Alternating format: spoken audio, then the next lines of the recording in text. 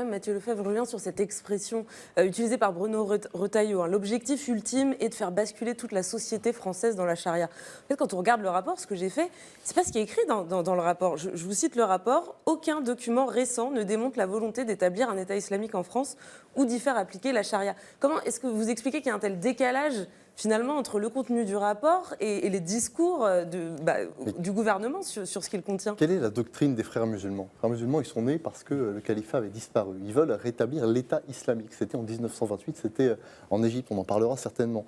Ils veulent islamiser la modernité. C'est une forme de critique de l'Occident. Et donc, ils souhaitent que la foi soit placée au-dessus de la loi. Donc moi, je pense que Bruno Retailleau a raison de dire les choses. Mais et il a raison de vouloir en tirer. Il y a une stratégie d'influence, d'entrisme, mais pas de volonté d'établir la charia en France, qui paraît quand même improbable.